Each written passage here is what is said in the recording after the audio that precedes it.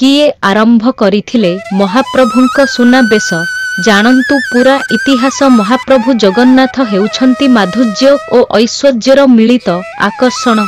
से हेउछन्ति समग्र विश्वर राजा। एने रीतिनीति और वेशभूषारे देखिबाकू मिले राजकीय ठाणी। ठाकुरंक सुनाबेश एहा ही कुहे। श्री जगन्नाथ महाप्रभुंक विभिन्न बेश मध्यरे सुनाबेश अन्यतम, जहाँकि अत्यंत उपभोग्य और आकर्षणीय। एहाकू राजाधिराज बेश मध्य कुहाजाए। एहाकू दर्शन करिबा नेई श्रीक्षेत्र पालटी जाए जनसमुद्र। श्रीमंदिरर रत्नसिंहासन उपरे श्रीविग्रह माने विभिन्न तिथिरे यथा कार्तिक पूर्णिमा, कुमार पूर्णिमा, दोल पूर्णिमा, दशहरा प्रभृति दिन गुड़िकरे राजाबेश, राजाराजेश्वर इत्यादि सुनाबेशरे सज्जित हेउथिले हे। श्रीगुंडीचा रथयात्रार शेष दिन बा आषाढ़ शुक्ल एकादशी दिन सिंहद्वार ठारे थिबा तीनि रथ उपरे आकर्षणीय सुनाबेश होई लक्ष लक्ष भक्तंकु दर्शन देइथांती। अनंग भीम देव शिलालेखरे उल्लेख रहिछि। राजा अनंग भीम देव 1211 रु 1238 ओडियांक परमाध्य श्री जगन्नाथंकु राष्ट्रदेवता रूपे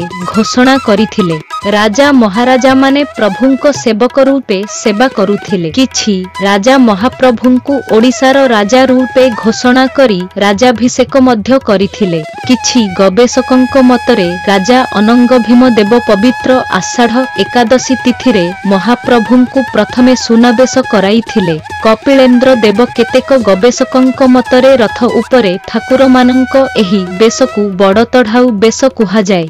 बड़ तढ़ाऊ बेश मतरे कपिलेन्द्र देव 1460 रे दक्षिण विजयरु फेरिबा बेले 16टी हाथी पिठिरे बोझेई सुना अलंकार आनिथिले। एहाकू महाप्रभुंकु समर्पण करिथिबा नेई जय विजय द्वार स्थित शिलालेखरे सूचना रहिछि। अलंकार संपर्करे राजा बड़ तढ़ाऊंक परामर्श नेइथिले।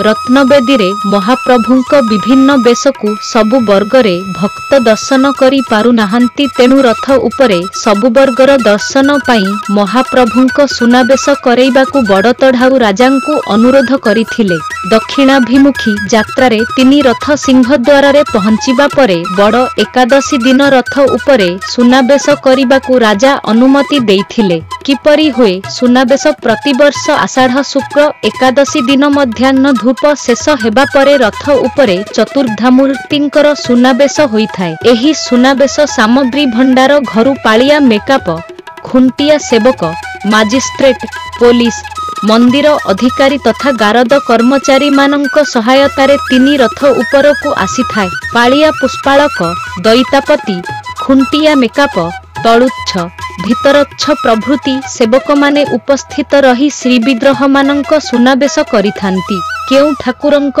केउ अलंकार जगन्नाथ महाप्रभुंक अलंकार मान हेला किरीट, श्रीपयर, श्रीभुज, स्वर्ण चक्र और रौप्य शंख, ओढ़ियाणी, चंद्रसूर्य, आड़कानी, घागड़ा माली, कदम्ब माली, बाहाड़ा माली, ताबिज माली, सेबती माली, तिलक, चंद्रिका, अलका, झोबाकंठी, त्रिखंडिका, कमरपटी। बलभद्र महाप्रभुंक अलंकार मान हेला किरीट, श्रीपयर, श्रीभुज, हल और मूषल, ओढ़ियाणी, कुंडल, चंद्रसूर्य, आड़कानी, घागड़ा माली, कदम्ब माली, बाहाड़ा माली, बाघनख माली, सेबती माली, तिलक, चंद्रिका, अलका, झोबाकंठी, त्रिखंडिका, कमरपटी। सुभद्रा मांक अलंकार मान हेला किरीट, ओढ़ियाणी, कान, चंद्रसूर्य, घागड़ा माली, कदम्ब माली, सेबती माली, तगड़ी 2टी।